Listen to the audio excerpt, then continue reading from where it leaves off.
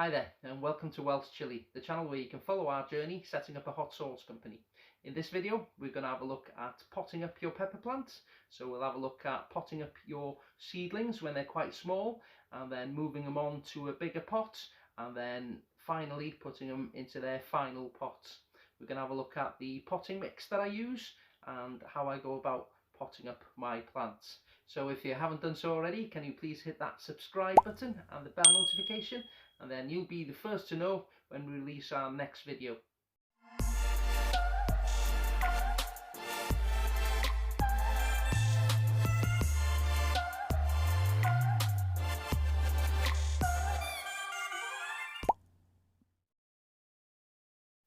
Before we start, I'd like to give huge thanks to our two first patrons. That's Samuel and Kyle. Thanks for the support, guys.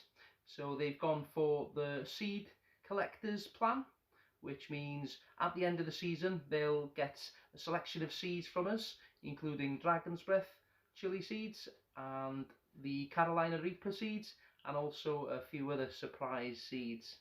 So if you'd like to support the channel too, then please go to patreon.com/WelshChilli. Thanks.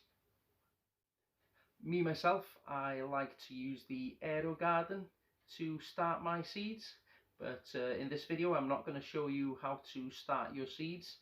But if you'd like to see a video on how I start my seeds in the Aero Garden seed starting system, then I'll put a link right up there. When your plant first sprouts, there'll be a couple of leaves on there, and they're not the true leaves, they're just the starter leaves. And then they'll get another couple of leaves, and they'll be the first set of true leaves. And then they'll get another couple of leaves underneath them, and they're the second set of true leaves.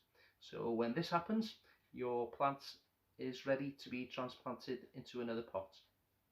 So for the first and the second potting up, I will just use a normal compost mix. So I'll use some compost with perlite and vermiculite in it. I don't put any extra fertilizer or anything in the soil to start with, because I use water soluble nutrients, usually the Aero Garden nutrients, and I feed them from the bottom. So I feed the plants from the bottom to make sure they go straight to the roots. So why do I put perlite and vermiculite in with the soil? So perlite is basically volcanic glass, and you take the volcanic glass and you put it in big ovens and turn it right up, and it makes the glass pop, and basically that's what perlite is. And what perlite does is leaves air pockets in the soil, and this does two things. So it gives a little room for the water to stay and get straight to the roots, and it also lets the roots breathe. So it lets air pockets in so the roots can breathe properly.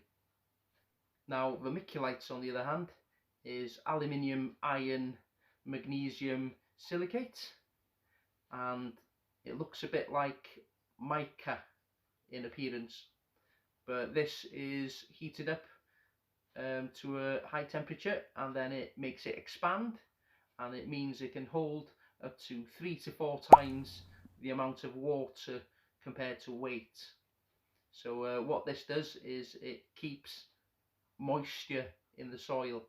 So with perlite you usually put in between 10 and 50% perlite to soil, and with vermiculite it usually is around 25% vermiculite into the soil.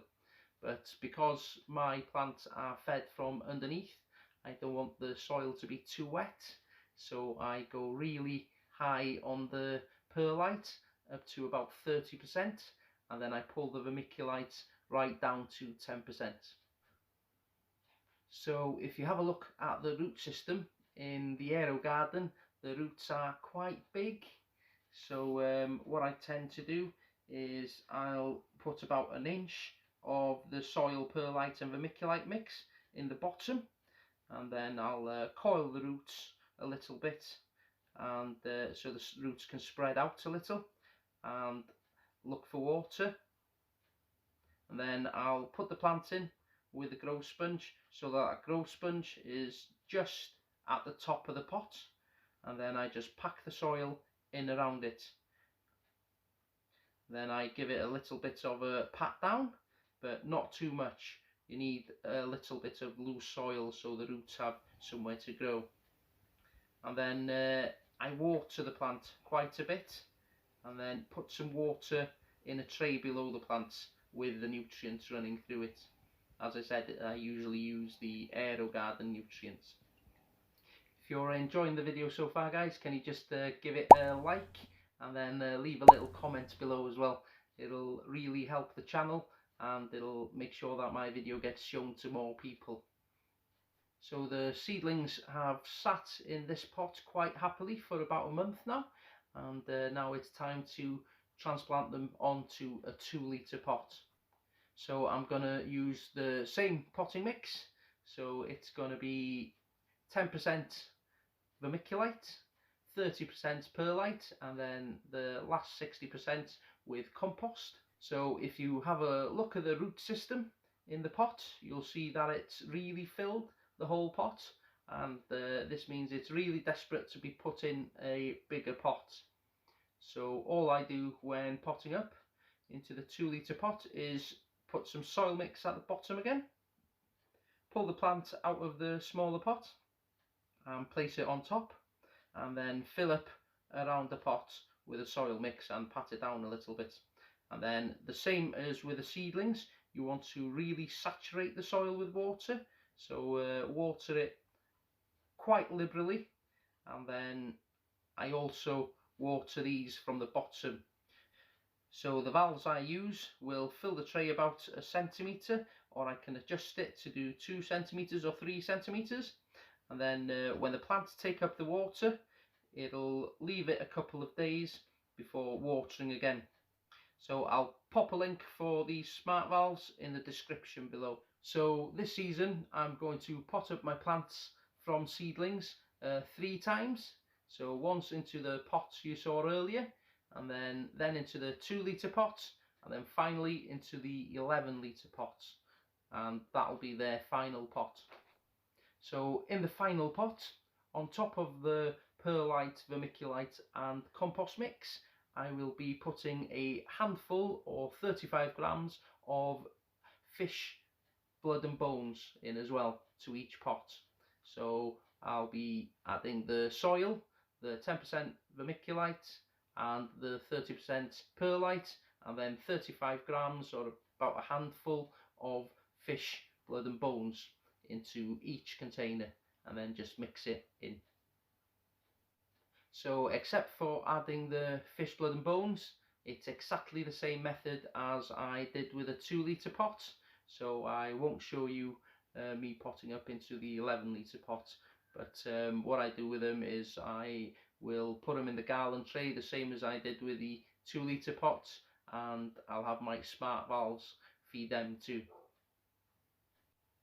I hope you've learned a little bit about potting up your pepper plant and are quite confident in doing it yourself now. If you'd like to see any of the videos about taking care of your pepper plant, then I've got a whole playlist dedicated to it. I'll just pop the link up there now for you. So that's it for this video, but remember, if you're gonna go hot, go super hot.